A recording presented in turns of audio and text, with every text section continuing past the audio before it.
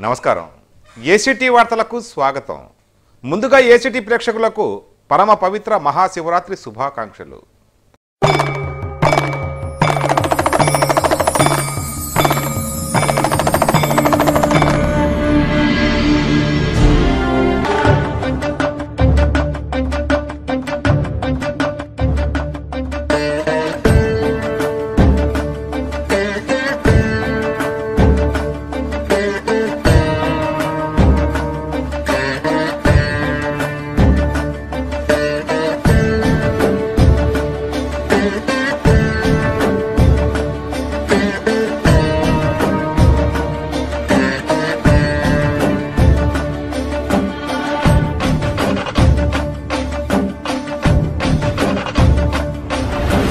कर्पूरगौरं करुणावतारं संसारसारं भुजगेन्द्रहारं सदा वसन्तं हृदयारविन्दे भवं भवानी सहितं नमामि भवं भवानी सहितं नमामि.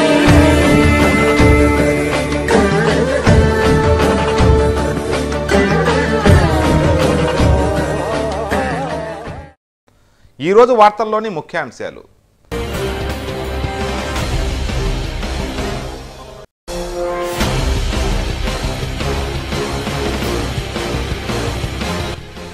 శివుడే ఈ జగత్తుకు సూత్రధారి. పరమ పవిత్రం మహాశివరాత్రి పర్వదినం. యాక్ట్ అందిస్తున్న ప్రత్యేకం.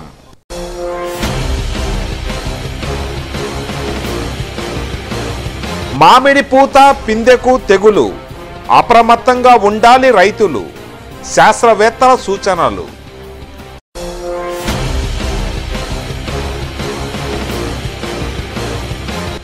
భక్తవాడ గోవాడ తరలి వచ్చింది ఊరు వాడ. పోటెత్తిన భక్త కోటి. ఆలయంలో విశేష పూజలు.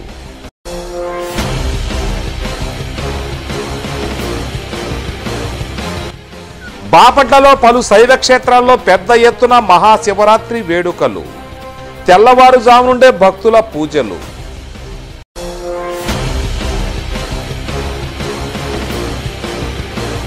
రాష్ట్ర చిత్రపటంలోనే విశిష్ట స్థానం.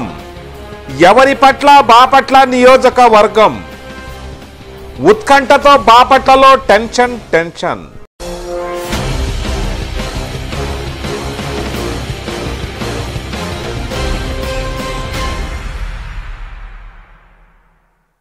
బాపట్లలోని శ్రీ గంగా పార్వతీ సోమేశ్వర స్వామి ఆలయం భక్త కోటితో పోటెత్తింది. సోమవారం తెల్లవారుజాము నుండి మధ్యాహ్నం వరకు భక్తులు బారుతీరి కనిపించారు. ఆలయంలో ఈ సందర్భంగా ప్రత్యేక పూజలు జరిపారు. ప్రభుం ప్రాణనాథం విభుం విశ్వనాథం జగన్నాథనాథం సదానందభాజం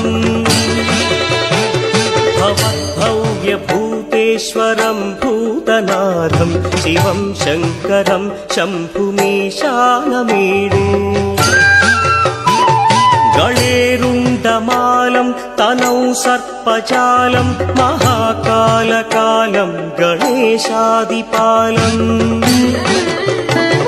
జటాజూత గంగోత్తరం గైర్విశిష్యం శివం శంకరం శంభుమీశానమీడే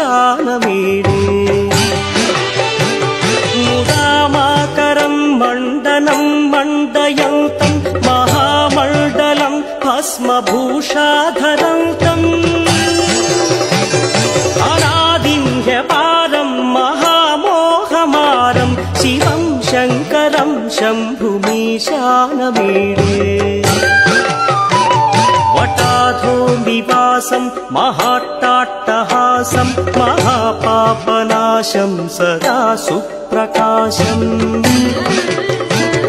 గిరీశం గణేశం సురేశం మహేశం శివం శంకరం శంభుమీశానమీడే గిరీంద్రాత్మజా సంగృహీతార్ధదేహం గిరౌ సంస్థితం సర్వదా పన్నగేహం పరబ్రహ్మ బ్రహ్మాదిభిర్వంద్యమానం శివం శంకరం శంభుమీశానమీడే కపాలం త్రిశూలం कराभ्यां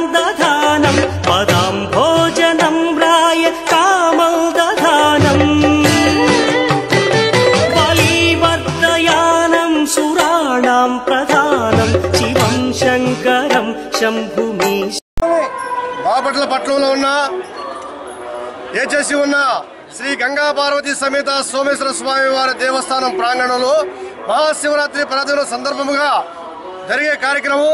అట్లానే మన బాపట్ల అగ్రహార శివాలయం గారండి, మన బాపట్ల మండలంలో నది తోటలు ఏచేసి ఉన్న శ్రీ గంగా పార్వతీ బ్రహ్మేశ్వర లింగ స్వామి వారి దేవస్థానం కూడా మరి చుట్టుపక్కల పేరు పేరున ఎన్నో దేవాలయాల మహాశివరాత్రి పర్వదినం సందర్భంగా కోట్లాది మంది భక్తులు పోటెత్తి మరి ఈ కార్యక్రమంలో పాల్గొనడం జరుగుతుంది. ఈ మహాశివరాత్రి పర్వదినం అంటే ప్రతి ఒక్కరు కూడా శివుడు గుర్తవుతాడు. శివుడు అంటేనే మహా శక్తి కాబట్టి మరి శివరాత్రి రోజున అందరూ జాగారం ఉండి శివుడి యొక్క సంకల్పాన్ని పొంది శివుడి యొక్క ఆశీస్సులు పొందాలని ప్రతి ఒక్కరు కూడా మరి దేవతల భక్తులు వస్తుంటారు. తెల్లవారుజామునే ఇలా మన శివాలయంలో బాపట్ల శివాలయంలో జరిగిన కార్యక్రమం ఎంత గొప్ప కార్యక్రమం అంటే మరి ఈ శివాలయం చుట్టూ కూడా పూలతో అలంకరణ మన సౌరవ్ రామోసం గారు చేయడం జరిగింది. అట్లానే ట్రస్ట్ బోర్డు తరఫున క్యూ లైన్ కానివ్వండి, వాటర్ కానివ్వండి, మరి ప్రజలకు ఎలాంటి ఇబ్బంది లేకుండా మరి కార్యక్రమం అంతా కూడా గొప్ప జరుగుతుంది.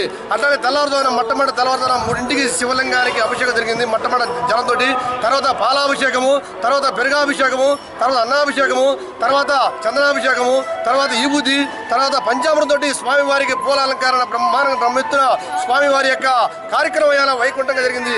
అట్లానే ఇలా సాయంత్రం పూట అందరూ జాగారం ఉండి పొద్దున్నే బంగళ ముగించుకొని ఎవరైతే దీపాలను చేసి మారేడు దళం పెట్టి స్వామివారి యొక్క ఆశీస్సులు అందరూ కూడా పొంది మరి ఈ యొక్క శివాలయంలో శివరాత్రి రోజున అందరూ కూడా శుభాలు కలగాలని, వాళ్ళ యొక్క ఆయురారోగ్యాలు బాగుండాలని, పాడి పంటలు బాగుండాలని, జనమందరూ ప్రశాంతంగా ఉండాలని అందరూ కూడా మనస్ఫూర్తిగా భగవంతుడు కోరుకుంటూ ఈ మహాశివరాత్రికి అందరూ కూడా శుభాకాంక్షలు సందర్భంగా స్థానిక బాపట్ల పట్టణంలో ఏం చేసి ఉన్న సోమేశ్వర స్వామి దేవస్థానంలో ఈరోజు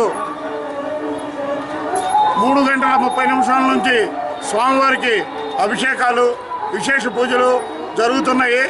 భక్తులు విరివిగా ఇచ్చేసి స్వామివారిని దర్శించి తీర్థప్రసాదాలు స్వీకరిస్తున్నారు. భక్తులకు ఎటువంటి ఆటంకాలు లేకుండా క్యూ లైన్లు మరియు మంచినీళ్ళ వసతి ఏర్పాటు చేయడం జరిగింది. అట్లాగే కొంతమంది దాతల సహకారంతో ప్రసాదం కూడా ఏర్పాటు చేయడం జరిగింది. సాయంత్రం 12 గంటలకు లింగోత్సవ కార్యక్రమం జరుగుద్ది. అప్పుడు కూడా అభిషేకం జరుగుతుంది. కాబట్టి భక్తులందరూ ఇచ్చేసి ఈ కార్యక్రమాన్ని కూడా జయప్రదం చేయవలసిందిగా కోరుచున్నాం. ఓం నమః శివాయ, ఓం నమః శివాయ. మామిడి తోటలు పూత పిందె దశల్లో ఉన్నాయి. ఈ సమయంలో అనేక రకాల తెగుళ్లు మామిడిని ఆశిస్తాయని, వాటి వల్ల అనేక నష్టాలు చవిచూడాల్సి ఉంటుందని పలువురు శాస్త్రవేత్తలు పేర్కొంటున్నారు. తొలి దశలోని వీటిని గుర్తించి సస్యరక్షణ చర్యలు చేపడితే మంచి ఫలితం ఉంటుందని వారు పేర్కొంటున్నారు. నేను బాపట్ల అగ్రికల్చర్ యూనివర్సిటీలో హార్టికల్చర్ డిపార్ట్మెంట్లో టీచింగ్ అసోసియేట్గా పనిచేస్తున్నాను. ఇప్పుడు మనకి మామిడి అంటే మనకి తెలిసిందే. కాకపోతే ఇప్పుడు మనకి వచ్చే వేసవి కాలం అంతా మామిడి పంటే. కాకపోతే వచ్చే పూత అనేది పూత లక్షల్లో వేలల్లో వస్తుంది, 1,00,000 కోట్లలో వస్తుంది. కానీ మనకి కాయలు వచ్చేసరికి చాలా తక్కువగా వస్తుంది. ఎందుకు అంటే దాంట్లో ఉన్న పూత వేలల్లో కానీ లక్షల్లోగా ఉంటే 0.1% అంటే 0.10% మనకి పూత మాత్రమే మిగులుతుంది.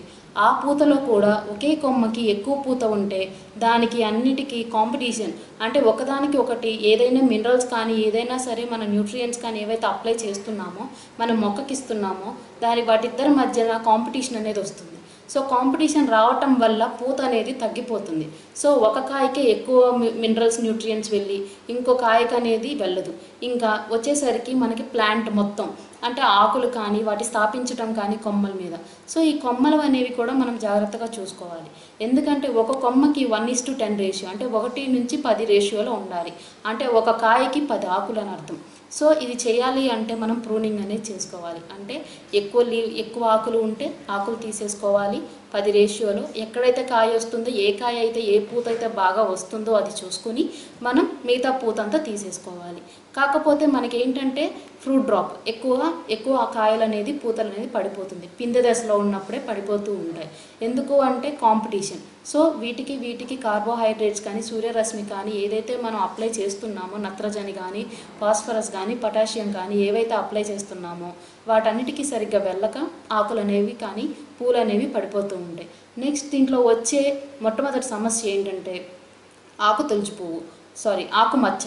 ఆకుమచ్చ ఎందుకు వస్తుందంటే దాంట్లో నల్లగా స్పాట్స్ వస్తాయండి. నల్లగా మచ్చలు వచ్చేసి ఆకు మీద నల్లగా వచ్చేసి దాంట్లో ఉన్న గ్రీన్ క్లోరోప్లాస్ట్ ఏదైతే ఉందో, ముఖ్య క్లోరోప్లాస్ట్ ఎందుకు అంటే మనకి సూర్యరశ్మి మనం పీల్చుకుని ఫుడ్ మెటీరియల్ అంటే అన్నము లేకపోతే నీరు అనేది చెట్టు మొత్తానికి సప్లై చేయాలండి, సరఫరా చేయాలి కాబట్టి దాని మీద అయితే నల్ల మచ్చలు వచ్చేసి అక్కడక్కడ క్లోరోప్లాస్ట్ అంటే పచ్చగా ఉన్న ఆకునంతా తినేస్తూ ఉంటుంది.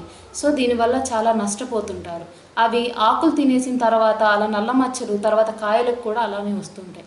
సో ఈ కాయల మీద రావటం వల్ల మన మార్కెట్ అనేది దిగుబడులు చాలా తగ్గిపోతుంటాయి. ఎందుకంటే మనకు వచ్చే లాభ నష్టాలు మనకు తెలుసు. సో లాభాలు అనేవి చాలా తగ్గిపోతాయండి లీవ్ స్పాట్ కూడా. దానికి మనం బ్యావిస్టిన్ కానీ కాపర్ ఆక్సిక్లోరైడ్ కానీ మనం ఎక్కువ యూజ్ చేయాలండి. మోతాదులో వచ్చేసి 0.1% యూజ్ చేసుకోవాలండి. అది హెక్టార్కి కానీ ఏకర్కి కానీ బట్టి 100 ml వాటర్లో మనం ఒక ప్లాంట్కి కానీ సప్లై చేసుకోవచ్చు. నెక్స్ట్ వచ్చేసి బూజు తెగులండి. ఇది ఎందుకు వస్తుందంటే ఇది ఎక్కువ వేసవి కాలంలో రాదండి. వేసవి కాలంలో కాకుండా చలికాలంలో కానీ వర్షాకాలంలో అనేది మనం ఎక్కువ ఇది చూస్తూ ఉంటాం. ఎందుకు అంటే అది కూడా అండి రాత్రి కూడా మధ్యాహ్నం పూట అని కూడా కాదండి, ఒక్కసారిగా పొద్దున ఎప్పుడైతే మంచు అనేది దిగుతుందో కిందకి ఆకుల మీద అయితే పడిపోతుంది. ఆ మంచు కానీ లేకపోతే ఏదైతే తేమ ఆకు మీద ఉండిపోతుందో ఒక్కసారిగా ఉన్న క్లోరోప్లాస్ట్ కానీ అంతా అడ్డుకుపోయి క్లోరోప్లాస్ట్ సో సూర్యరశ్మి అనేది దాన్ని పీల్చుకోలేక ఫుడ్ అనేది ప్రిపేర్ చేయలేదు. సో ఆటోమేటిక్గా ప్లాంట్ మొక్క అనేది పాడైపోతుందండి. సో దీనికి ఏంటంటే మనం తేమ ఎక్కువగా ఉండకుండా మనం చూసుకోవాలి. సో ఎప్పుడైనా సరే విండ్ వెలాసిటీ కానీ లేకపోతే హ్యూమిడిటీ కానీ కరెక్ట్గా ఉండేలా మనం చూసుకోవాలి. ఎక్కువగా చల్లగా ఉన్న కండిషన్స్లో కానీ వీటినప్పుడు మనం ఎప్పటికప్పుడు వాటికి టెంపరేచర్ అనేది ఇంక్రీజ్ చేసుకుంటూ ఉండాలి. ఈ మధ్య మనకి మాత్రం ఇండియా కండిషన్స్లో కొత్తగా మనకు అవుట్ సైడ్ ఫీల్డ్ కండిషన్స్ అంటే పొలం బయటే పండిస్తున్నారండి. కానీ అదర్ కంట్రీస్లో కానీ వచ్చేసరికి అతర దేశాల్లో కానీ వీటన్నిటిలో మనకి ప్రొటెక్టివ్ స్ట్రక్చర్స్ వచ్చేసాయండి. సో దాంట్లో అంటే మనం ఎంత టెంపరేచర్ కావాలి ఎంత హ్యూమిడిటీ కావాలనేది మనం రెగ్యులేట్ చేసుకోవచ్చు.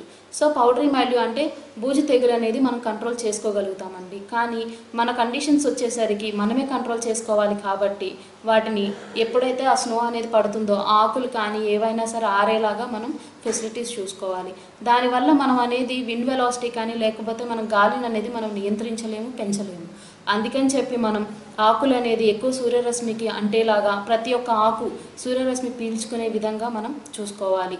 అందుకనే ప్రూనింగ్ అని ట్రైనింగ్ అని చేస్తూ ఉంటాం. ట్రైనింగ్ అంటే మొత్తం ట్రీ అంతా స్ట్రక్చర్ మెయింటైన్ చేయటం అండి. ఎందుకు అంటే సూర్యరశ్మి అన్ని ఆకులకి పడే విధంగా చూసుకోవాలి. నెక్స్ట్ ప్రూనింగ్ వచ్చేసి ఇలా ఏదైతే లీవ్ స్పాట్ కానీ లేదా బూజు కానీ తెగులు కానీ ఆకుమచ్చ కానీ ఏవైతే వస్తాయో అవి మాత్రమే రిమూవ్ చేసేసి అవన్నీ తీసేసి వాటిని కాల్చేయాలి. ఎందుకంటే దాంట్లో ఉన్నైతే ఏదైతే బీజాంశాలు ఏవైతే ఉంటాయో అవన్నీ మళ్ళీ గాలికి కానీ లేకపోతే వర్షానికి కానీ అవి పాస్ అయిపోతూ ఉంటాయి. పాస్ అయిపోయి మళ్ళీ మనకి ఆ డిజీజ్ కానీ లేకపోతే ఏదైతే తెగులు కానీ మనం నియంత్రించడం కష్టం. సో చేసే ముందు పౌడరీ మైల్డ్యూ అనేది తగ్గించాలి అంటే కాపర్ ఆక్సిక్లోరైడ్ కానీ బ్యావిస్టిన్ కానీ చేయండి, లేకపోతే వెట్టబుల్ సల్ఫర్ కానీ చేయండి, లేకపోతే పర్సంటేజ్ ఆఫ్ 0.03% కానీ కాపర్ ఆక్సిక్లోరైడ్ వచ్చి 1% అనేది చేయండి. భక్తవాడ గోవాడ అశేషంగా తరలి వచ్చింది ఊరు వాడ. మహాశివరాత్రి పర్వదినాన్ని పురస్కరించుకొని చారిత్రాత్మక ప్రసిద్ధిగాంచిన ఇక్కడి ఆలయానికి భక్తులు పాల్గొని విశేష పూజలు జరిపారు.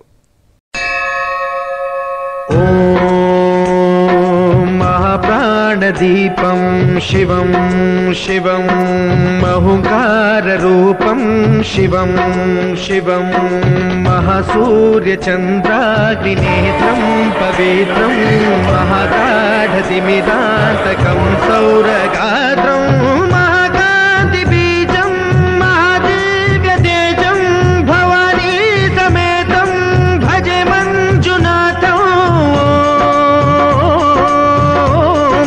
శంకరాయ చ మయస్కరాయ చ నమః శివాయ చ.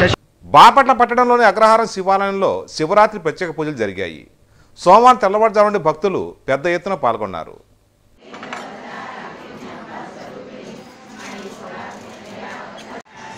బాపట్ల అగ్రహారం శివాలయం నందు ఈరోజు ఉదయం 3:30 గంటలకు సుప్రభాత సేవతో మొదలయ్యి 4 గంటల నుండి మహాశివరాత్రి సందర్భంగా స్వామివారికి విశేష అభిషేక కార్యక్రమం జరిగినవి. తరువాత 10 గంటల నుండి లలితా సహస్రనామ సామూహిక పారాయణ కార్యక్రమం జరుగుతున్నది. అనంతరము స్వామివారి దేవస్థానం నుండి అతి వైభవముగా స్వామివారి ప్రభ ఊరేగింపుగా బయలుదేరి మళ్ళీ మధ్యాహ్నం 4:30 గంటలకు గుడికి చేరుకున్న తర్వాత 5 గంటల నుండి ఓం నమ శివాయ పంచాక్షరి మంత్రంతో నామంతో అర్ధ ఏకాహం జరుగుతుంది. రాత్రి 11 గంటలకు లింగోద్భవ సమయమునందు శ్రీ రామలింగేశ్వర స్వామి వారికి మహన్యాసపూర్వక విశేష అభిషేకార్యక్రమం జరుగుతుంది. కనుక 50 మంది భక్తులు ఈ అభిషేకార్యక్రమంలో అర్ధయా కార్యక్రమంలో పాల్గొని జాగారంలో పాల్గొని స్వామివారి కృపకు పాత్రలు కాదని కోరుచున్నారు. పరమ పవిత్రం మహాశివరాత్రి పర్వదినం. శివుడే ఈ జగత్తుకు సూత్రధారి. విశ్వ ప్రపంచ సృష్టికర్త శివుడికి అత్యంత ప్రీతికరమైన రోజు ఇది. భక్తకోటి యావత్తు పునీతమయ్యే పర్వదినం మహాశివరాత్రి. శివుడే ఈ జగత్తుకు సూత్రధారి. శివుని ఆజ్ఞ ప్రకారమే ప్రతి కార్యం నెరవేరుతుందని ప్రగాఢంగా నమ్ముతుంటారు. మహాశివరాత్రిని భక్తకోటి ఎంతో పరమ పవిత్రంగా భావిస్తుంది. ఇంటింటా శివనామం, ఊరంతా శివమయం. అవ్యక్తుడు, జన్మలేనివాడు, సమస్తంనకు కారణమైనవాడు, విశ్వ ప్రపంచ సృష్టికర్త, పాలకుడు, సంహారకరుడుగా పేర్కొన్న ఆ సదాశివుని స్వయంభూవుగా, శాంతునిగా, ప్రపంచాతీతునిగా, పరాత్పరునిగా, పరమతత్విగా ఆయనను శివ అను పదముచే స్తుతి చేస్తున్నారు. శివ అంటే కళ్యాణదాతయని, కళ్యాణ స్వరూపుడని అర్థము. ఆ దివ్యపురుషుడిని దేవతలు, ధనుజులు, ఋషులు, మహర్షులు, యోగీంద్రులు, మునీంద్రులు, సిద్ధులు, గంధర్వులే కాక బ్రహ్మ, విష్ణువు, పార్వతి, లక్ష్మీ, సరస్వతి, ఇంద్రుడు, చంద్రుడు, సూర్యుడు, హనుమంతుడు, యముడు, అగ్ని, వినాయకుడు, మన్మధుడు, కుబేరుడు, ఆదిశేషుడు, శని, నవగ్రహాలు, బలరాముడు, సీతారాములు ఇలా చెప్పుకుంటూ పోతే ఎంతోమంది దేవతలు శివలింగ ప్రతిష్ఠ చేశారు. అందుకేనేమో ఆయన దేవాది దేవుడు, ఆది దేవుడు, పరమ పురుషుడు, మూలదైవం అయ్యాడు. ఈ సందర్భంగా ఏసీటీ ప్రేక్షకులకు పరమ పవిత్ర మహాశివరాత్రి శుభాకాంక్షలు తెలియజేసుకుంటున్నారు. సిద్ధసురాసుర వందితలింగం తత్ప్రణమామి సదా శివలింగం కనక మహామణి భూషితలింగం ఫణిపతి వేష్టిత శోభితలింగం. బాపట్లోని భావదేవుని ఆలయానికి భక్తకోటి పోటెత్తింది. ఈ సందర్భ భక్తులు ప్రత్యేక పూజలు జరిగాయి. భావదేవుని ఉత్సవ కమిటీ ఆధ్వర్యంలో మహాశివరాత్రి సందర్భంగా ప్రత్యేక కార్యక్రమాలు జరిగాయి. ఈ భావపురి భక్త మహాశివులందరికీ కూడా మహాశివరాత్రి సందర్భంగా అందరికీ కూడా శుభాభినందనలు. భావనా స్వామివారి తరపున, సోమేశ్వర స్వామివారి తరపున. అదేవిధంగా ఈరోజు విశేషం ఏమిటంటే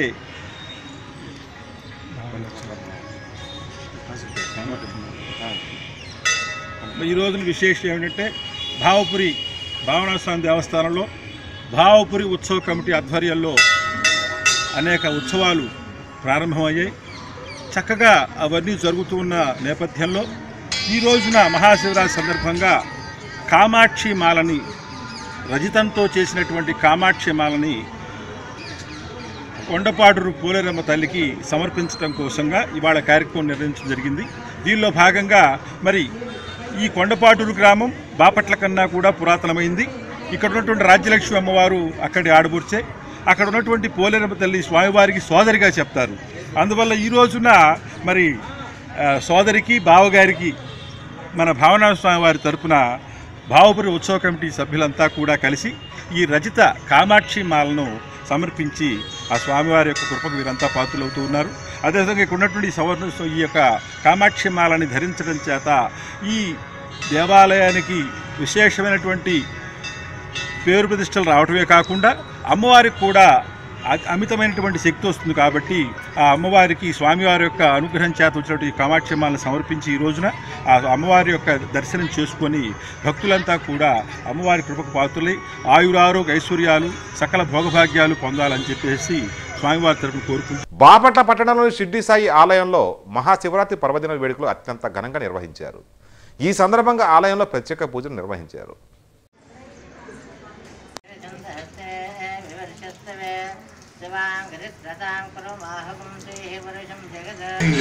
పురస్కరించుకుని మహాదేవుడికి ఉదయం 4:30 గంటల నుంచి విశేష అభిషేకాలు జరుగుతున్నాయి.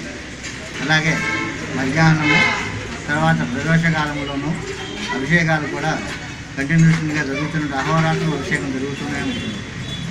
భక్తులందరూ కూడా ఈ కార్యక్రమంలో పాల్గొని విశేషంగా చేస్తారు. రాష్ట్ర చిత్రపటంలోనే విశిష్టమైన స్థానం ఎవరి పట్ల ఈసారి బాపట్ల నియోజకవర్గం. తెలుగుదేశం పార్టీ అభ్యర్థి ఎవరిని తెలియకపోవడంతో ఈ నియోజకవర్గ పార్టీ శ్రేణిలో టెన్షన్ నెలకొని ఉంది. ఈ నెల 10వ తేదీ తర్వాతే అభ్యర్థిని అధికారికంగా ప్రకటించే అవకాశం ఉందని తెలుస్తుంది. ఇప్పటికే ముఖ్యమంత్రి చంద్రబాబు నాయుడు బాపట్ల నియోజకవర్గం మీద ప్రత్యేక దృష్టి సారించారు. ఆ దిశగా కసరత్తు చేస్తున్నారు. రాష్ట్ర చిత్రపటంలోనే బాపట్ల నియోజకవర్గానికి ఒక విశిష్టత ఉంది. ఈ అసెంబ్లీ నియోజకవర్గం నుండి ఏ అభ్యర్థి అయితే విజయం సాధిస్తారో అదే పార్టీ అధికారంలోకి రావటం ఆనవాయితీగా వస్తుంది. తెలుగుదేశం పార్టీ అధికారంలోకి వచ్చిన తర్వాత ఈ నియోజకవర్గంలో అధికార పార్టీ అభ్యర్థి గెలుస్తూ వస్తున్నారు. అయితే 2014 ఎన్నికల్లో ఇది కాస్త తారుమారు అయ్యింది. అనూహ్యంగా ఇక్కడ వైసీపీ అభ్యర్థి కోన రఘుపతి విజయం సాధించారు. ఈయన మీద పోటీ చేసిన తాజా ఎమ్మెల్సీ అన్నం సతీష్ ప్రభాకర్ ఓటమి పాలయ్యారు. దీంతో 2004 నుండి ఈ నియోజకవర్గంలో 3 సార్లుగా తెలుగుదేశం పార్టీ ఓడిపోతూ వస్తుంది. 2019లో జరిగే ఎన్నికలు రసవత్తరంగా జరిగే అవకాశాలు కనిపిస్తున్నాయి. ఇప్పటి వరకు అధికార తెలుగుదేశం పార్టీ వైసీపీ మాత్రమే పోటీ పడే అవకాశం ఉందని భావించారు. అయితే తాజాగా జనసేన రంగంలోకి రావడంతో త్రిముఖ పోటీ అనివార్యం అనిపిస్తుంది. తెలుగుదేశం పార్టీలోనే వర్గ విభేదాల కారణంగా మరొక అభ్యర్థి కూడా రంగంలో దిగితే బహుముఖ పోటీ తప్పదనే వాదన కూడా వినిపిస్తుంది. ఇది ఎంతవరకు జరుగుతుందనే విషయాన్ని పక్కన పెడితే బాపట్ల అసెంబ్లీ నియోజకవర్గంలో తాజా రాజకీయ పరిస్థితులు 2 పార్టీల్ని ఉక్కిరి బిక్కిరి చేస్తున్నాయి. తెలుగుదేశం పార్టీ నుండి శాసనమండలి సభ్యులుగా ఉన్న అన్నం సతీష్ ప్రభాకర్ ఈసారి ఎన్నికలు గట్టిగా పోటీ చేయాలని భావిస్తున్నారు. తన విజయం తథ్యమని, తాను ఎమ్మెల్యేగా గెలవడం ఖాయమని ఆయన ఘంటాపదంగా చెప్తున్నారు. ఇదే పార్టీలో వేగేసిన ఫౌండేషన్ అధినేత వేగేసిన నరేంద్రమ్మ కూడా తనదైన శైలిలో ప్రచారం చేసుకుంటున్నారు. ఫౌండేషన్ ద్వారా వివిధ సేవా కార్యక్రమాల ద్వారా ప్రజల్లోకి వెళ్తున్నారు. పార్టీ అధిష్టానం నుండి తనకు సంకేతాలు వచ్చినట్లు ఆయన చెప్తున్నారు.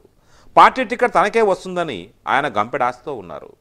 కాంగ్రెస్ నుండి వచ్చిన మాజీ మంత్రి గాదె వెంకటరెడ్డి తన కుమారుడికి టికెట్ ఇవ్వాలని పార్టీ అధిష్టానంపై ఒత్తిడి తెస్తున్నారు. ఈ నియోజకవర్గంలో ఆయన సామాజిక వర్గం గట్టిగా ఉండటంతో దీనిపై అధిష్టానం కూడా దృష్టి సారిస్తున్నట్టు సమాచారం. ఇలా తెలుగుదేశం పార్టీలోని 3 వ్యక్తులు ఈసారి టికెట్ కోసం ప్రయత్నాల్లో ఉన్నారు. వీరిని పార్టీ ఎలా బుజ్జగిస్తుంది, ఏ వ్యక్తికి పార్టీ టికెట్ కేటాయిస్తుందో తెలియదు కానీ ప్రచారం మాత్రం ఈ 3 ముమ్మరంగానే చేసుకుంటున్నారు. గత ఎన్నికల్లో వైసీపీ నుంచి గెలుపొందిన తాజా ఎమ్మెల్యే కోన రఘుపతి ఈసారి టికెట్ తనదేనని పూర్తి విశ్వాసంతో ఉన్నారు. జగన్మోహన్ రెడ్డి పూర్తి స్థాయిలో గ్రీన్ సిగ్నల్ ఉన్నట్లు పార్టీ శ్రేణుల్లో ప్రచారం జరుగుతుంది. పార్టీ అధినేత ఆశీస్సులు మెండుగా ఉన్నట్లు చెప్తున్నారు. వైసీపీలో మరో బలమైన సామాజిక వర్గం కూడా ఈసారి టికెట్ కోసం గట్టి ప్రయత్నాల్లో ఉంది. ఇప్పటికే ఆ శిబిరం పావులు కదుపుతూ పార్టీ అధినేతపై ఒత్తిడి తెస్తున్నాయి. వైసీపీలో ఉన్న మాజీ ఎమ్మెల్యే చీరాల గోవర్ధన్ రెడ్డి కూడా తన వంతు ప్రయత్నాల్లో ఉన్నారు. అదే సామాజిక వర్గం చెందిన అనేక మంది తమ ప్రయత్నాల్లో ఉన్నారు. తాజాగా ఈ ఎన్నికల్లో ఈ 2 పార్టీలకు జనసేన ఇరకాటంలో పెట్టే పరిస్థితులు కూడా ఉన్నాయి. ఒక సామాజిక వర్గం పవన్ కళ్యాణ్పై కొద్దిమేర అయినా దృష్టి సారించే అవకాశం ఉంది. పవన్ చీల్చే ఓట్లు 2 పార్టీలో కూడా ఇబ్బందికరంగా మారే అవకాశం ఉంది. ఇవన్నీ బేరు చేసుకొని ఇటు అధికార తెలుగుదేశం పార్టీ ఒక బలమైన అభ్యర్థి నిలబెట్టాలని యోచన చేస్తుంది. ఇందులో ప్రధానంగా ఎమ్మెల్సీ అన్నం సతీష్ పేరు వినిపిస్తున్నప్పటికీ పార్టీ అధిష్టానం మధ్యలో ఏముందనేది ఇప్పుడు అంతుపట్టకుండా ఉంది. ఆయన మాత్రం తెలుగుదేశం పార్టీ టికెట్ తదలేనని పూర్తి విశ్వాసంతో ఉన్నారు. గెలుపు నాదే, వేరే వారికి ఎటువంటి పరిస్థితులు అవకాశం ఇచ్చే ప్రశ్నే లేదని అన్నం సతీష్ తేల్చి చెప్తున్నారు. ఇదే పార్టీలోని మిగిలిన 2 కూడా తమదంటే తమదని ప్రచారం చేసుకుంటున్నారు. 2019 ఎన్నికలను అన్ని పార్టీలు ఇప్పుడు ప్రతిష్టాత్మకంగా తీసుకున్నాయి. ఈ నేపథ్యంలో పార్టీ అభ్యర్థులు పూర్తి స్థాయిలో ఖరారవుతే కానీ విజయ అవకాశాలు ఎలా ఉంటాయని చెప్పడం కష్టమే. 2 ప్రధాన పార్టీలతో పాటు జనసేన పార్టీని కూడా పరిగణలోకి తీసుకోవాల్సిన అవసరం ఎంతైనా ఉంది. ఆ పార్టీ ఏ మేరకు ఇరు పార్టీలు ఇరుకుని పెడుతుంది, దానివల్ల ఎదురయ్యే పరిస్థితి కూడా 2 పార్టీలు అంచనా వేసుకుంటున్నాయి. అధికార తెలుగుదేశం పార్టీ వైసీపీ పార్టీ నుండి ఏ అభ్యర్థులు ఖరారైనా ఇక్కడ జనసేన పార్టీ పోటీలో ఉండే అవకాశం ఉంది. దీంతో బాపట్ల నియోజకవర్గంలో త్రిముఖ పోటీ అనివార్యంగా కనిపిస్తుంది. జనసేన పార్టీ ప్రభావం ఏ మేరకు ఉండగలదని 2 పార్టీల్లో శేష ప్రశ్నగానే ఉంది. మరోపక్క కాంగ్రెస్ పార్టీ కూడా అభ్యర్థి నిలబెట్టాలని యోచనలో ఉంది. ప్రతి ఎన్నికల్లో ఒక విశిష్టతను చాటి చెప్పే బాపట్ల నియోజకవర్గం ఈసారి ఎవరికి పట్టం కడుతుందని అంతుబట్టని శేష ప్రశ్నగానే ఉంది. ముందుగా తెలుగుదేశం పార్టీలో గ్రూపులన్నీ ఒక వేదిక మీదకు రావాల్సిన అవసరం ఎంతైనా ఉంది. ఒకే నాయకత్వం కింద పనిచేయాల్సిన ఆవశ్యకత ఉంది. పార్టీ టికెట్ ఎవరికి ఇచ్చినా కలిసి పనిచేస్తామనే భావన వారిలో కల్పించాల్సి ఉంది. పార్టీ టికెట్ ఎవరికి కేటాయిస్తారనే అంశం మీద ఎక్కువ దృష్టి పెడుతున్న తెలుగుదేశం పార్టీ శ్రేణులు ముందుగా ఒకే వేదిక మీద రావాలన్న లక్ష్యంతో పనిచేయాల్సిన అవసరం ఉందని పార్టీ వర్గాల్లో వినవస్తున్న ప్రశ్న. అటు వైసీపీ పార్టీలో కూడా ఇదే పరిస్థితి ఉత్పన్నమయ్యే అవకాశాలు కనిపిస్తున్నాయి. దీన్ని ఆయా పార్టీలు ఎలా ఎదుర్కొంటాయో వేచి చూడాల్సిందే. హోరాహోరీగా రసవత్తర పోర్లు జరిగే ఈ ఎన్నికల్లో బాపట్ల ఈసారి ఎవరి పట్ల మొగ్గు చూపుతుందో వేచి చూడాల్సిందే. మరో 4 రోజుల్లో బాపట్ల తెలుగుదేశం పార్టీ అభ్యర్థి ఖరారయ్యే అవకాశం ఉంది. వార్తలు ముగించే ముందు ఈనాటి ముఖ్యాంశాలు మరోసారి.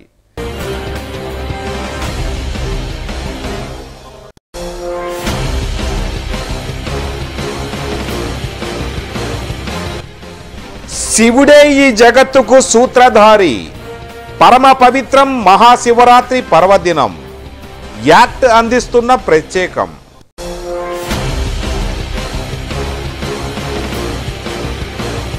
మామిడి పూత పిందెకు తెగులు. అప్రమత్తంగా ఉండాలి రైతులు. శాస్త్రవేత్తల సూచనలు.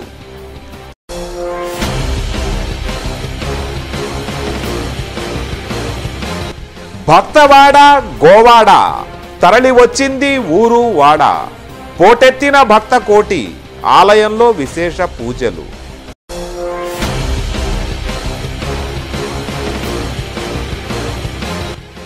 బాపట్లలో పలు శైవ క్షేత్రాల్లో పెద్ద ఎత్తున మహాశివరాత్రి వేడుకలు. తెల్లవారుజాము నుండే భక్తుల పూజలు.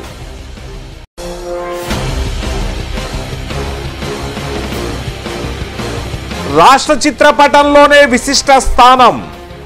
ఎవరి పట్ల బాపట్ల నియోజకవర్గం. ఉత్కంఠతో బాపట్లలో టెన్షన్.